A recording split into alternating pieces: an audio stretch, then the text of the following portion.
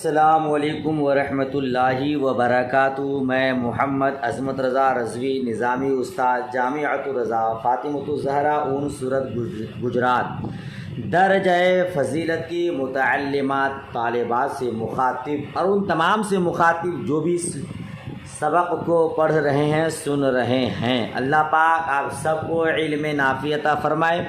درس بخاری شریف دینے جا رہا ہوں۔ آئیے آج کا سبق پڑھتے ہیں۔ پہلے درود شریف پڑھ لیجیے۔ اللہم صلی علی سیدنا محمد وعلی آل سیدنا محمد کما صلیت علی ابراہیم وعلی آل ابراہیم انک حمید مجید۔ اللہم بارک علی محمد وعلی آل محمد کما بارکت علی ابراہیم وعلی آل ابراہیم انک حمید مجید۔ اللہم رب اشرح لی صدری ویسر لی امری واحلل عقدۃ من لسانی یفقہوا قولی۔ اللہم افتح علینا حکمتک وانشر علینا رحمتک یا ذا الجلال والاکرام۔ بسم اللہ الرحمن الرحیم۔ کتاب الایمان۔ بسم اللہ الرحمن الرحیم۔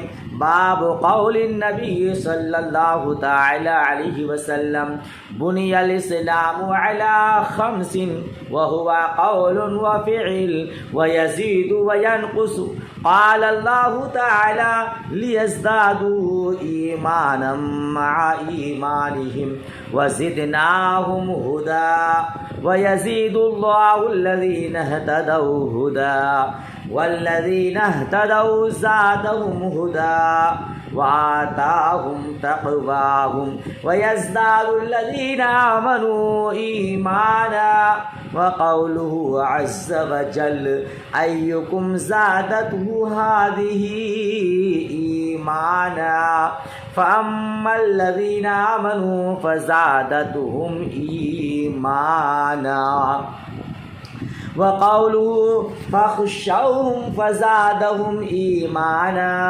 وقوله وما زادهم الا ایمانا وتسلیما۔ سبحان اللہ۔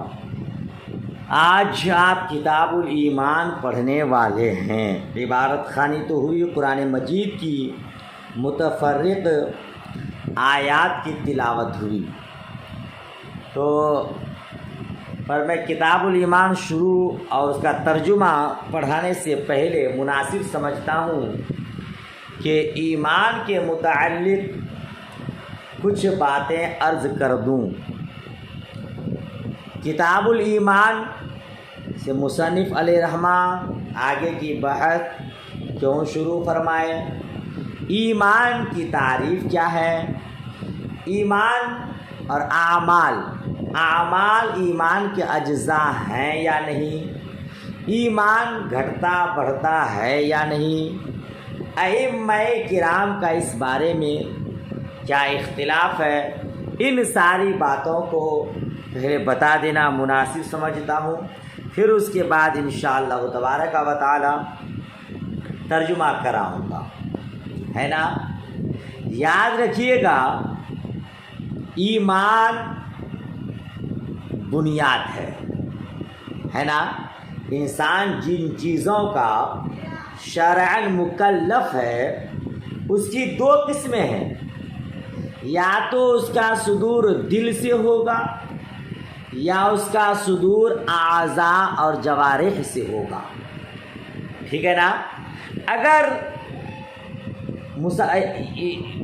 انسان جن چیزوں کا مکلف ہے اس کا صدور دل سے ہو رہا ہے تو وہ ایمان ہے، اور اگر ان اعمال و افعال کا صدور اعضاء اور جوارح سے ہوتا ہے تو وہ کیا ہے؟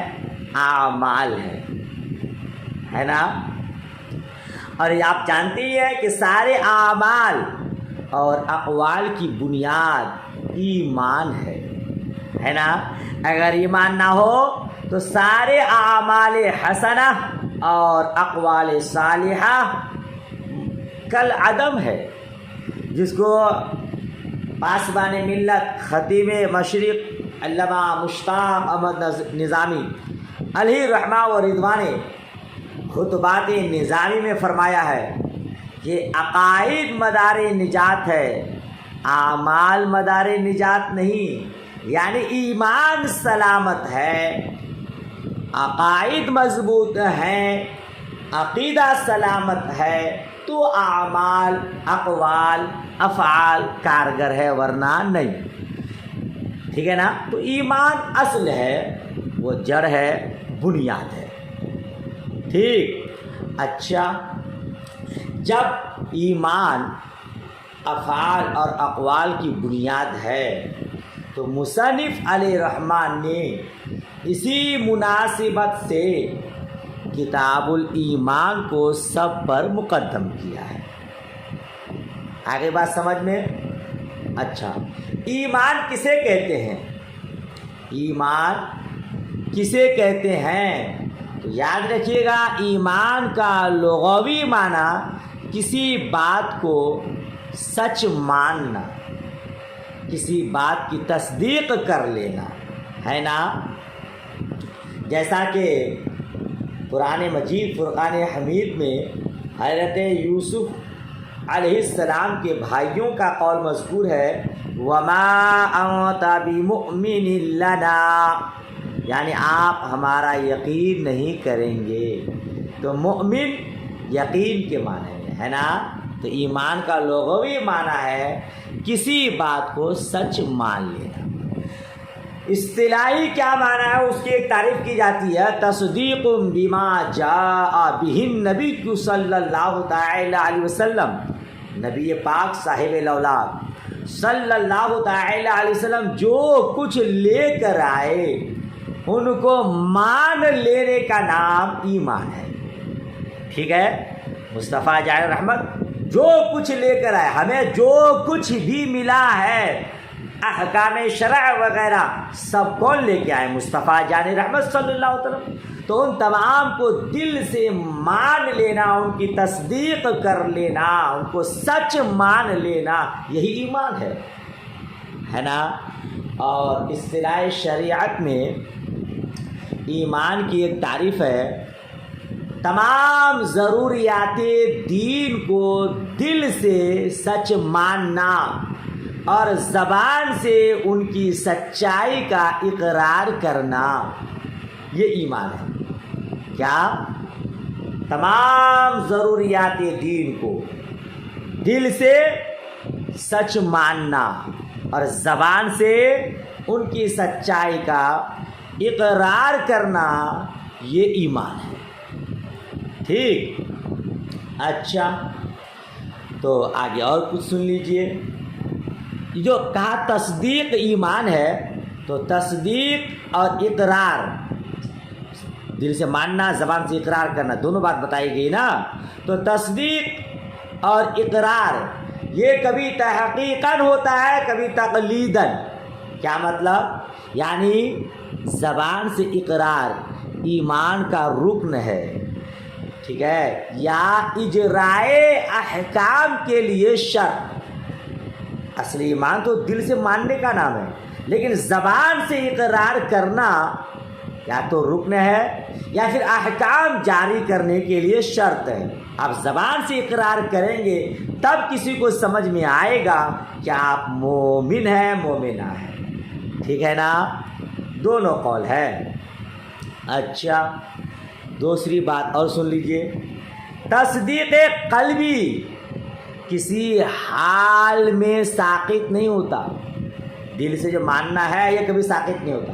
ہاں، اقرار باللسان کچھ صورتوں میں معاف ہے، جیسے حالت اکراہ میں، یعنی زبردستی کوئی مجبور کر دے آپ کو، کسی کو، تو ایسی حالت میں کیا ہوگا؟ اقرار باللسان معاف ہوگا، ہے نا جی۔ اچھا، ایک ایسی بھی حالت ہوتی ہے کہ ایمان نصیب ہوا مگر اقرار کا وقت نہ مل سکا، تو ایسی صورت میں بھی اقرار باللسان ثابت ہو جائے گا، ٹھیک ہے نا۔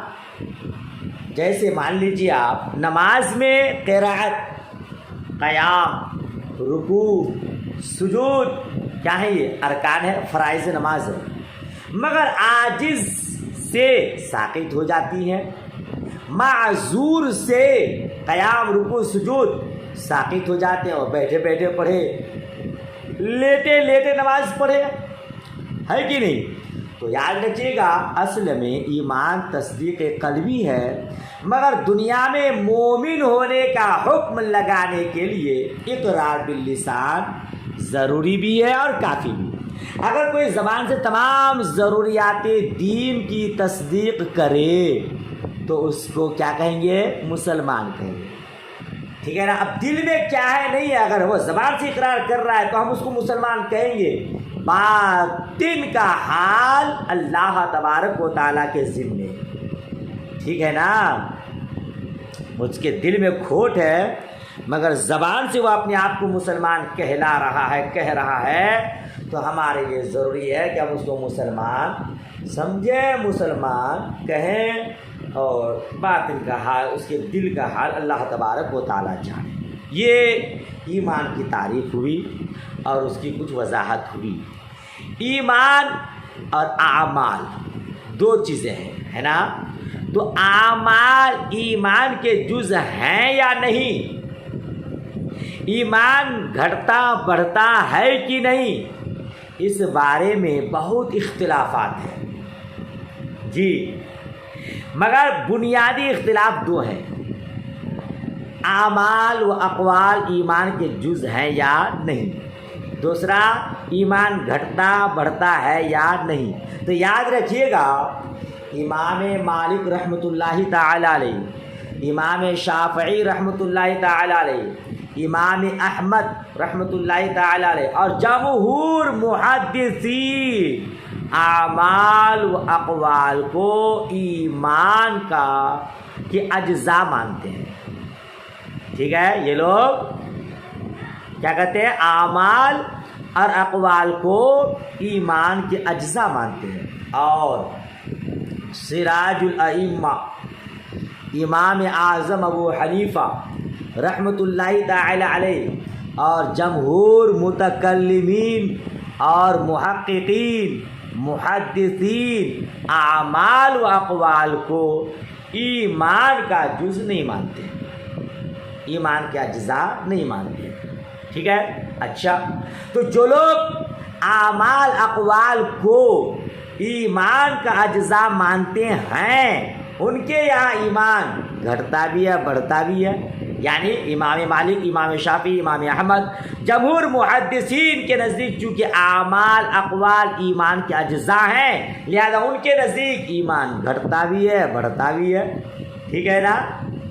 اعمال اقوال اگر زیادہ کر لیں تو ایمان بڑھ جائے گا، اور اگر کم کر لیں تو گھٹ جائے گا، تو ایمان گھٹتا بھی ہے بڑھتا بھی ہے ان کے نزدیک، ٹھیک ہے؟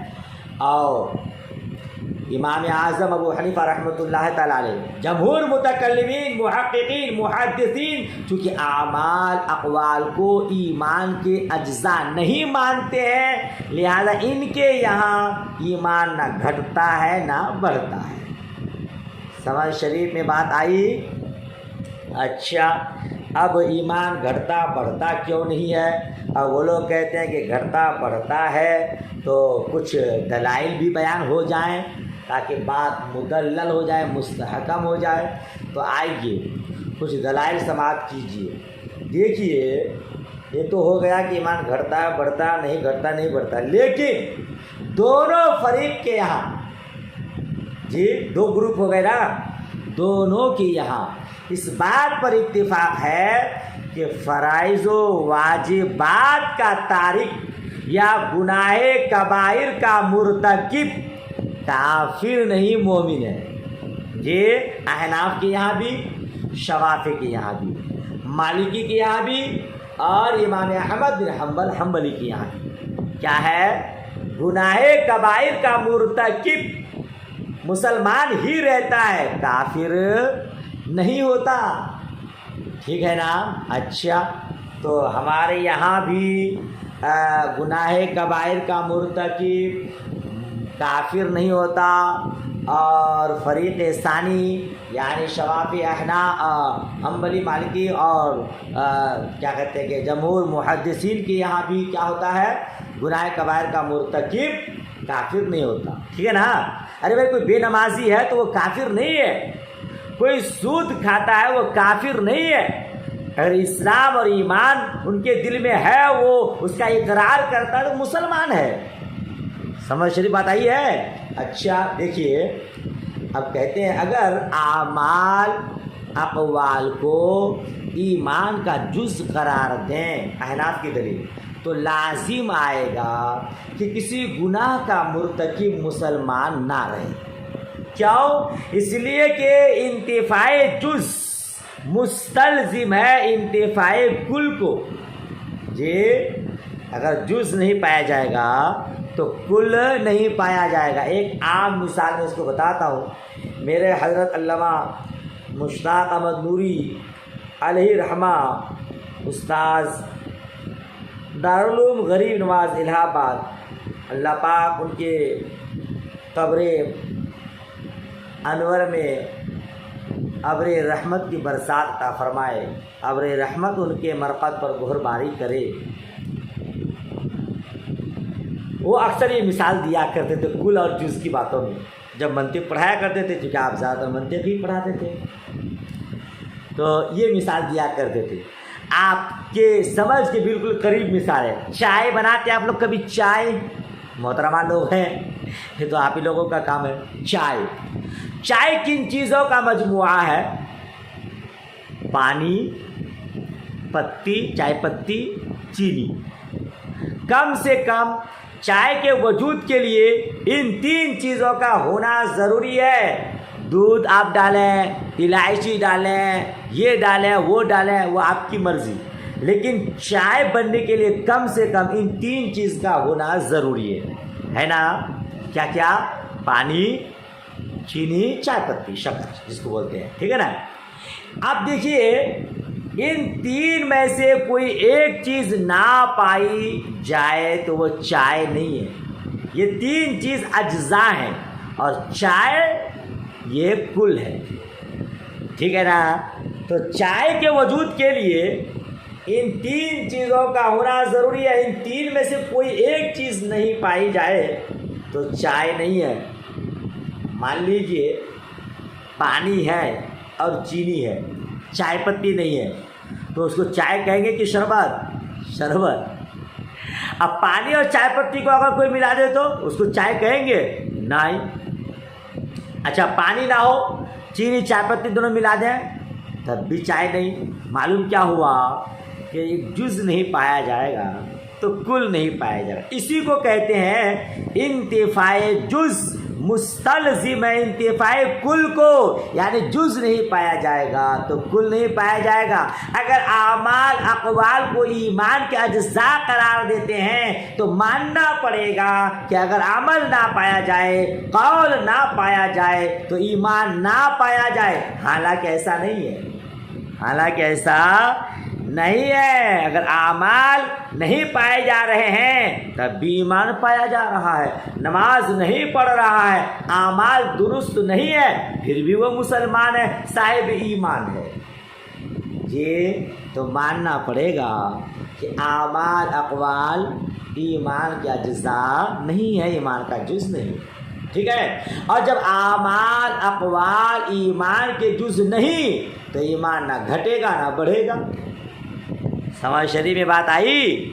اگر اجزاء مانیں گے تو گھٹنا بڑھنے کا معاملہ آئے گا، وہ اجزاء ہے ہی نہیں، لہذا ہم احناف کے یہاں ایمان نہ گھٹتا ہے نہ بڑھتا ہے۔ سمجھ شریف میں بات آ گئی۔ اب قرآن پاک کی آیتوں سے دلیل سماعت کیجیے۔ اللہ عز و جل نے قرآن مجید میں متعدد آیات میں ایمان کا محل دل کو قرار دیا ہے، قلب کو قرار دیا ہے۔ چنانچہ ارشاد ربانی ہے اولئک کتب فی قلوبہم الایمان، یعنی ان کے دلوں میں اللہ عز و جل نے ایمان نقش فرما دیا۔ ایمان کا محل کس کو قرار دیا؟ دل کو، ٹھیک ہے نا۔ اور ایک جگہ ارشاد ہے من الذین قالوا آمنا بافواہہم ولم تؤمن قلوبہم، کچھ لوگ ایسے بھی ہیں جو کہتے ہیں ہم ایمان لائے مگر ان کے دلوں نے ایمان قبول نہیں کیا، ٹھیک ہے۔ تو لیجیے جب ایمان کا محل دل ہے اور دل کا کام کیا ہے؟ تصدیق، عمل کرنا نہیں ہے، دل تصدیق کرتا ہے، کسی کو مان لیتا ہے، تو معلوم کیا ہوا؟ اعمال اقوال ایمان کے اجزاء نہیں ہے، عمل قول ایمان کا جزء نہیں ہے۔ اچھا، ایک جگہ قرآن مجید میں اللہ تبارک و تعالیٰ نے ارشاد فرمایا ہے وَإِن طَائِفَتَانِ مِنَ الْمُؤْمِنِينَ اقْتَتَلُوا، کیا مطلب؟ وَإِن طَائِفَتَانِ مِنَ الْمُؤْمِنِينَ اقْتَتَلُوا، کہ دو لڑنے والے، دو ایمان مومن لڑنے والے اگر لڑیں، تو اس آیت میں لڑنے والے مسلمانوں کو مومن فرمایا ہے۔ کیا فرمایا ہے؟ اگر دو گروہ، دو ایمان والے گروہ لڑائی کریں تو لڑائی کرنے والے کو کیا کہا ہے؟ قتال کرنے والے کو مومن کہا ہے۔ حالانکہ قتال میں دونوں یا ایک فریق ضرور گناہ کبیرہ کا مرتکب ہے، دونوں تو حق پر ہے نہیں، دونوں میں سے کوئی ایک ہی حق پر ہوگا، ہے نا، مگر دونوں کو کیا کہا ہے؟ اچھا، ناحق قتال کرنا یہ گناہ کبیرہ بھی ہے، تو گناہ کبیرہ کے مرتکب کو اللہ عز و جل نے مومن کہا ہے، ٹھیک ہے۔ اس سے ثابت ہوا کہ گناہ کبیرہ کا مرتکب مومن ہے، کافر نہیں۔ اور اگر اعمال کو ایمان کا جز مانیں تو لازم آئے گا کہ گناہ کبیرہ کا مرتکب مومن نہ ہو، کافر ہو جائے۔ سمجھ شریف میں بات آ رہی ہے؟ اچھا، تو ان تمام پرانی آیات سے یہ بات بالکل روشن ہو گئی، ثابت ہو گئی، ایمان تصدیق قلبی کا نام ہے، اعمال اس کے اجزاء نہیں، اور تصدیق نہ گھٹتی ہے نہ بڑھتی ہے، تو ثابت ہوا ایمان نہ گھٹتا ہے نہ بڑھتا ہے۔ سمجھ شریف میں بات آ گئی؟ اچھا، اور تھوڑی بات سن لیجئے۔ اس کی تحقیق یہ کہ تصدیق کسی بات کو اس طرح سچ جاننے کو کہتے ہیں کہ اس کے خلاف کا ذرہ برابر شائبہ بھی دل میں باقی نہ رہے، اس کو کہتے ہیں تصدیق، ہے نا۔ اگر ایمان کیا کہتے ہیں کہ ابھی جو باتیں گزری ہے، اگر یہاں جانب مخالف کا کوئی شائبہ ہوتا، اس کے وجود و عدم سے تصدیق گھٹتی یا بڑھتی؟ یہ مثلا ایک درجہ وہ ہوتا ہے جس میں جانب مخالف کا کوئی شائبہ نہیں ہوتا، یہ سب سے اعلیٰ تصدیق ہوتی ہے، ٹھیک ہے نا۔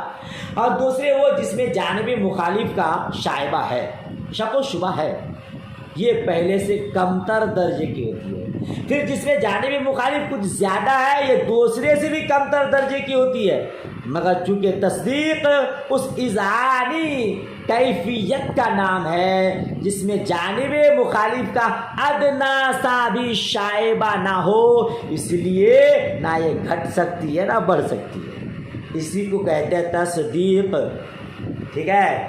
مختصر یہ کہ ایمان تصدیق قلبی کا نام ہے، اور تصدیق قلبی نہ گھٹتا ہے، گھٹتی ہے نہ بڑھتی ہے، ٹھیک ہے نا۔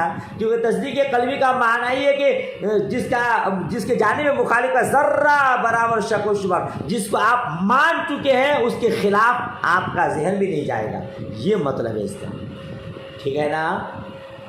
اچھا، تو شوافی، امام شافعی رحمۃ اللہ تعالیٰ علیہ، اور امام مالک رحمۃ اللہ علیہ، اور امام احمد بن حنبل، یہ لوگ کیا کہتے ہیں کہ اعمال ایمان کے اجزاء ہیں، اور ایمان گھٹتا بڑھتا بھی ہے۔ تو ان آیات کو ہم نے جو پیش کیا وہ ان آیات کے جواب میں کیا کہیں گے اور ان کی دلیل کیا ہوگی، آئیے ان کو سماعت کیجیے۔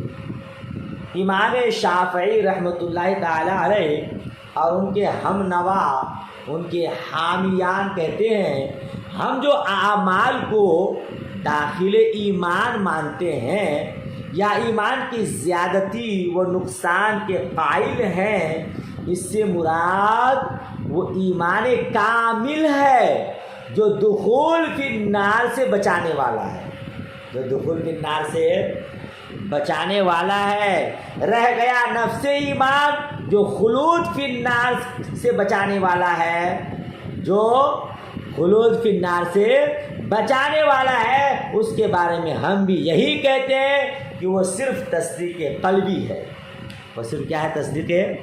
آپ کے حاشیہ نمبر 14 میں پوری بحث موجود ہے، دخول فی النار، خلود فی النار اور پورا اختلاف موجود ہے۔ اگر میں آپ کو دکھا نہیں پا رہا ہوں، شاید سے دکھے بھی نہیں، آپ کے پاس کبھی کتاب ہو تو آپ اسے دیکھ کر کے یاد کر لیجئے گا، دیکھیے تو ہوتا ہے۔ یہ حاشیہ نمبر 14 میں، یہ حاشیہ نمبر 14 میں سب موجود ہے۔ امام شافعی، امام مالک کا مذہب دیکھ رہے ہیں ماں نقل آنے میں، تو اسی کو میں نے اپنی زبان میں بیان کیا، ٹھیک ہے نا۔ چلیے بہرحال تو جتنا بتایا اتنا یاد کر لیے۔ تو امام شافعی رحمۃ اللہ تعالیٰ ان کے حامیان کیا کہتے ہیں کہ ایمان گھٹتا بڑھتا ہے، کس معنی میں؟ دیکھیے یاد رکھیے گا، ایک ہے دخول فی النار اور ایک ہے خلود فی النار۔ پہلے اس کو آپ کو سمجھنا ہے۔ دخول فی النار کا کیا مطلب؟ دخول فی النار کا مطلب ہے تھوڑی دیر کے لیے دوزخ میں داخل ہونا، ٹھیک ہے، کچھ دیر کے لیے۔ ارے بھائی، جو گنہگار لوگ ہیں، مسلمان ہیں، مومن ہیں، مگر نماز کے تارک ہیں، گناہ کرتے رہتے ہیں، تو کیا انہیں گناہوں کی سزا نہیں ملے گی؟ ضرور ملے گی۔ تو کیا حال ہوگا بے نمازی کا؟ کیا حال ہوگا زکوٰۃ نہ دینے والے کا؟ کیا حال ہوگا ماں باپ کو ستانے والے کا؟ وہ اپنے بداعمالیوں کی سزا پائیں گے اور دوزخ میں ڈالے جائیں گے۔ لیکن اگر ان کے دل میں رائے کے دانہ کے برابر بھی یا ذرہ برابر بھی ایمان ہے تو وہ بالآخر جنتی ہے۔ اپنے بداعمالیوں کی سزا پانے کے بعد وہ پھر بالآخر جنت جائیں گے۔ آپ پڑھیں گے آگے، کوئی جل کر کوئلے کی طرح ہو جائیں گے، مصطفیٰ جان رحمت صلی اللہ تعالی علیہ وسلم ان کی شفاعت فرمائیں گے اور وہ بھی جنت جائیں گے۔ تو مسلمان مومن جن کے دل میں رائے کے دانہ کے برابر ہے، اس کے لیے دخول فی النار ہے، بداعمالیوں کی سزا، یعنی کچھ دیر کے لیے وہ کیا کرے گا؟ جہنم میں جائے گا، لیکن ان کے لیے خلود فی النار نہیں۔ یہ دخول فی النار کا معنی ہو گیا۔ اور ایک ہے خلود فی النار۔ خلود فی النار کا مطلب ہمیش دوزخ میں داخل رہنا، ہمیش کے لیے دوزخ میں رہنا۔ فی ناری جہنم خالدین فیہا ابدا، ہے نا، یہ کافروں کے لیے ہے، یہ کافروں کے لیے، وہ ہمیش دوزخ ہی میں رہیں گے۔ تو ایک ہے دخول فی النار اور ایک ہے خلود فی النار۔ تو شوافی اور ان کے حامیان کہتے ہیں ہم جو یہ کہہ رہے ہیں کہ ایمان گھٹتا ہے بڑھتا ہے، تو ہم ایمان کامل کے بارے میں بولتے ہیں جو دخول فی النار سے بچانے والا ہے۔ جی، جن کا ایمان مکمل ہے، کامل ہے، اکمل ہے، ان کا ایمان انہیں گناہوں سے بچاتا رہتا ہے، اچھے کام کرتے رہتے ہیں وہ، تو اس کے لیے دخول فی النار بھی نہیں ہے، وہ بالکل ہی دوزخ میں نہیں جائے گا۔ جو شعر ہے کہ دوزخ میں تو کیا میرا سایہ بھی نہ جائے گا، کیونکہ رسول پاک سے دیکھا نہ جائے گا، وہ ایسے لوگوں کے لیے ہے جن کا ایمان کامل اکمل ہے۔ سمجھ رہے ہیں؟ وہ دوزخ تو کیا، دوزخ کا سایہ بھی اس کو نہیں چھو پائے گا، دوزخ کی بو بھی اس کو نہیں ملے گی۔ لیکن جن کا ایمان کامل اکمل نہیں ہے، کمزور ناقص ہے، اس کے لیے دخول فی النار ہے. چونکہ اگر ایمان کمزور نہ ہوتا تو وہ گناہ نہ کرتا، ایمان کمزور نہ ہوتا وہ نماز کا تارک نہ بنتا. سمجھ شریف میں بات آ رہی ہے. تو اس کا ایمان، تو شوافی اور ان کے حامیان کہتے ہیں کہ ہم اس بارے میں کہتے ہیں کہ یہ ایمان کیا ہوتا ہے، گھٹتا ہے بڑھتا ہے. ٹھیک ہے نا. رہ گیا نفس ایمان جو خلود فی النار سے بچانے والا ہے. نفس ایمان جس کے ذرہ برابر ایمان ہے اس کے لیے خلود فی النار نہیں ہے، وہ ہمیشہ ہمیشہ دوزخ میں رہنے والا نہیں ہے. تو وہ ایمان گھٹتا بڑھتا نہیں ہے. وہ بھی یہ کہتے ہیں کہ یہ تصدیق قلبی ہے. ٹھیک ہے نا. تو پھر شوافی اور ان کے حامیان امام مالک رحمۃ اللہ تعالیٰ علیہ، امام احمد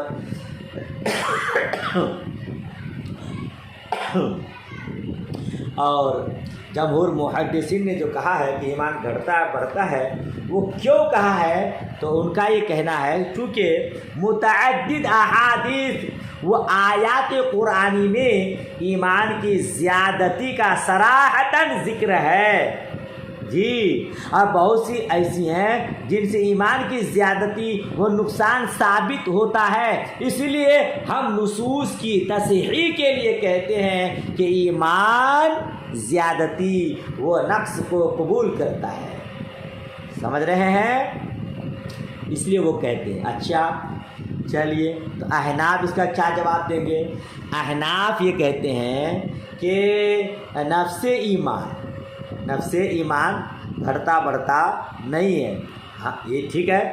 اور جو آپ کہہ رہے کہ ہم کمال ایمان کی طرح نسبت کرتے ہوئے کہتے ہیں کہ گھٹتا بڑھتا ہے، تو احناف کہتے ہیں کہ بھائی وہ تو ہم بھی کہہ رہے ہیں کہ کسی کا ایمان مکمل ہوتا ہے، کسی کا ایمان کمزور ہوتا ہے. ٹھیک ہے نا. تو اگر آپ کامل ایمان کی بحث کریں، یعنی دخول فی النار سے بچانے والے ایمان کی بات کریں، تو ہم بھی کہتے ہیں کہ وہ کیا ہوتا ہے، زیادتی و نقص کو قبول کرتا ہے. سمجھ رہے؟ نہیں سمجھا اس کو؟ ایک ہے دخول فی النار، ایک ہے خلود فی النار. خلود فی النار کے بارے میں کسی کا اختلاف نہیں. اختلاف کس معاملے میں ہے؟ دخول فی النار کے بارے میں. کس بارے میں؟ دخول فی النار کے مسلمان تھوڑی دیر کے لیے دوزخ جائے گا کہ نہیں جائے گا. تو بلا شبہ اس میں کسی کا اختلاف نہیں ہے. دخول فی النار ہے. تو احناف کہتے ہیں اس متعلق یا اس معاملہ میں کہ دخول فی النار سے جو ایمان بچانے والا ہے وہ کم زیادہ ہوتا ہے کہ نہیں، تو ہم بھی کہتے ہیں کہ وہ کم زیادہ ہوتا ہے. اچھا، تو پھر معلوم کیا ہوا؟ گویا کہ یہ ایک نزاع لفظی ہو گئی. جی، نزاع لفظی. یعنی احناف کہتے ہیں کہ ایمان زائد و ناقص نہیں ہوتا، ان کی مراد وہ ایمان ہے جو خلود فی النار سے بچانے والا ہے. خلود فی النار یعنی نفس ایمان وہ زیادتی و نقص کو قبول نہیں کرتا، وہ کم زیادہ نہیں ہوتا، وہ گھٹتا بڑھتا نہیں. اور شوافی وغیرہ جو کہتے کہ ایمان گھٹتا بڑھتا ہے، ان کی مراد وہ ایمان کامل ہے جو دخول فی النار سے بچانے والا ہے. سمجھ شریف میں بات آئی. تو احناف جو کہہ رہے ہیں کہ نہیں گھٹتا نہیں بڑھتا، وہ دوسرے ایمان کے بارے میں، اور احناف جو کہتے ہیں کہ گھٹتا بڑھتا ہے وہ دوسرے ایمان کے بارے میں. تو ایک چیز میں اختلاف ہو تبھی نہ اختلاف حقیقی ہوگا. یہ اختلاف حقیقی نہیں ہوا، صرف لفظی اختلاف ہوا. سمجھ رہے ہیں آپ؟ اچھا، اب اور تھوڑی سی وضاحت کر دیتا ہوں. احناف کہتے ہیں کہ ایمان نہ گھٹتا ہے نہ بڑھتا ہے نا. کیوں؟ کیونکہ ایمان مقولہ کیف سے ہے. جی، ایمان مقولہ کیف سے، اس کو شاید آپ نے سمجھے. یعنی ایمان مقداری چیز نہیں ہے، نہ تو اس کو ناپا جاتا ہے گز فٹ وغیرہ انچ وغیرہ سے، اور نہ اس کو تولا جاتا ہے. سمجھ رہے؟ اسی کو کہتے ہیں کہ ایمان مقولہ کیف سے ہے، اس لیے وہ زائد و ناقص نہیں ہوتا، البتہ شدید، اشد، ضعیف، اضعف ہوتا ہے. جی، کسی کا ایمان بہت سخت، کسی کا ایمان اس سے کم، کسی کا ایمان بہت کمزور اور کسی کا ایمان کم کمزور. ٹھیک ہے نا. تو جن آیات و احادیث سے ایمان کے زائد و ناقص ہونے پر استدلال کیا جاتا ہے ان میں یہی شدت و ضعف مراد ہے. شدت و ضعف مراد ہے. ابھی جو آپ نے آیات پڑھی نا اس میں انہی آیات کے ذریعے شوافی کہتے ہیں کہ ایمان گھٹتا بڑھتا ہے. تو احناف کہتے ہیں کہ جہاں یہ معنی ہے وہاں مطلب یہ کہ نفس ایمان گھٹتا بڑھتا نہیں بلکہ وصف ایمان گھٹتا بڑھتا ہے. کسی کا کمزور ہوتا ہے اور کسی کا مضبوط ہوتا ہے. بلا شبہ ہم میں سے کسی کا ایمان ابراہیم علیہ السلام کی طرح ہے نہیں. حضرت ابراہیم علیہ السلام کا ایمان کتنا مضبوط. آگ میں ڈالا جا رہا ہے, فرشتے یکے بعد دیگر آپ کی بارگاہ میں آ کر عرض گزار ہوتے ہیں کوئی ضرورت ہو تو بولیے. جی مگر آپ نے کیا کہا, مجھے آپ کی ضرورت نہیں ہے. یہاں تک کہ سید الملائکہ حضرت جبریل علیہ السلام بھی آپ کی بارگاہ میں آئے اور عرض گزار ہوئے ضرورت ہو تو بولیے. آپ نے کہا آپ کی ضرورت نہیں ہے. عرض کیا کہ پھر جس کی ضرورت ہے آپ اس کو پکاریے. کہا کہ جانتا ہے میرا وہ رب جلیل آگ میں جاتا ہے اب اس کا خلیل. جس کی مجھے حاجت ہے ضرورت ہے وہ میرے حالات سے باخبر ہے, مجھے اس کو کہنے کی ضرورت کیا. چنانچہ ہوا یہی. ایمان کتنا مضبوط, آگ میں بالکل قریب ہے, آگ میں ڈالا جا رہا ہے, منجنیق کے ذریعے آپ کو آگ میں ڈالا جا رہا ہے, مگر اس کے باوجود آپ نے کسی سے مدد نہیں لی. اور پھر ہوا کیا, رب کا حکم ہوا یا نار کونی بردم و سلام علی ابراہیم, اے آگ ابراہیم پر ٹھنڈی سلامتی والی ہو جا. تو دیکھیں کتنا ایمان. ہم لوگ اس کو سہ پاتے, یہاں تو معمولی سی تکلیف ہوتی تو کیا سے کیا واویلا مچا دیتے ہیں. دنیا کے حالات بگڑتے ہیں, اپنی حالت خراب ہو رہی ہے کہ ہم لوگوں کا کیا ہوگا. اللہ کی ذات پر مکمل بھروسہ ہونا چاہیے. تو یہ اللہ والے ہیں, یہ خلیل ہیں, ان کا ایمان جس طرح مضبوط تھا ہمارا ایمان اتنا مضبوط نہیں ہے. تو مطلب یہ کہ کسی کا ایمان بہت مضبوط ہوتا ہے, کسی کا ایمان بہت کمزور ہوتا ہے, اس معنی کر ایمان گھٹتا بڑھتا ہے. ٹھیک ہے نا. نفس ایمان گھٹتا بڑھتا نہیں ہے, کیونکہ ایمان یہ ناپنے والی چیز نہیں ہے کہ کسی کا ایمان 1 ہاتھ کا ہے کسی کا 2 ہاتھ کا ہے, کسی کا 1 فٹ ہے کسی کا 2 انچ ہے, ایسا ہے. کسی کا 1 کلو ہے کسی کا آدھا کلو ہے, کسی کا 100 گرام ہے کسی کا 200 گرام ہے, ایسا ہے نہیں. تو پھر کیا مطلب ہے کسی کا ایمان کمزور ہوتا ہے اور کسی کا ایمان مضبوط ہوتا ہے.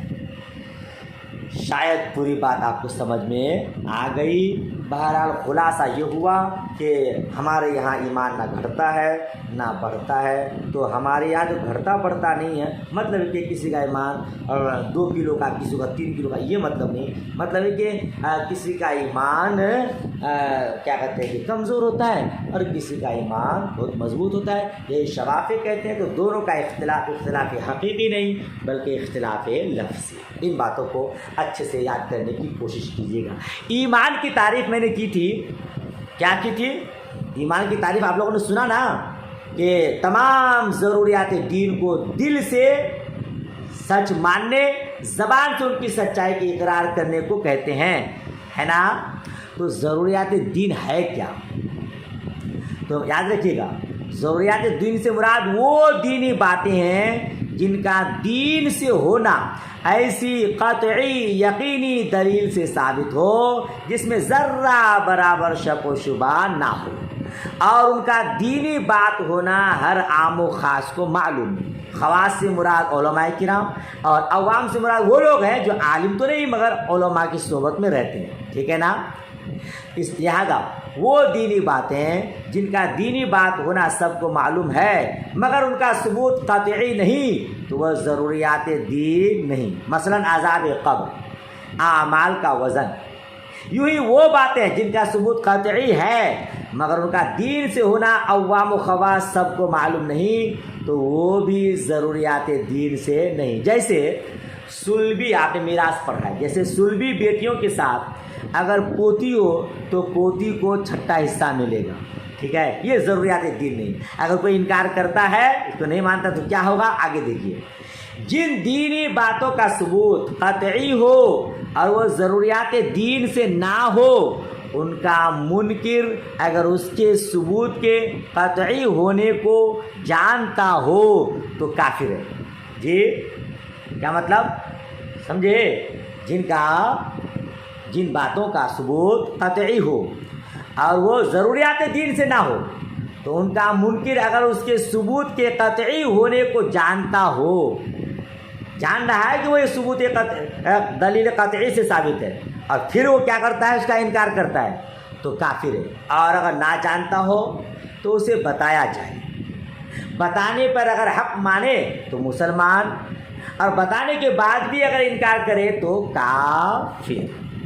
سمجھ رہے ہیں؟ ٹھیک ہے، وہ باتیں ہیں جن کا دین سے ہونا سب کو معلوم ہے مگر ان کا ثبوت قطعی نہیں، ان کا منکر کافر نہیں۔ 40 منٹ ہو گئے اور ابھی میں نے حدیث کا ترجمہ بھی نہیں کیا۔ چلیے ترجمہ آپ کل پڑھیں گے، کیونکہ ترجمہ کریں گے، تشریح کریں گے، تھوڑی سی ٹائم بہت زیادہ ہو جائے گا انشاءاللہ۔ اس کے آگے کل دعائے خیر میں یاد۔ اللہ حافظ، خدا حافظ۔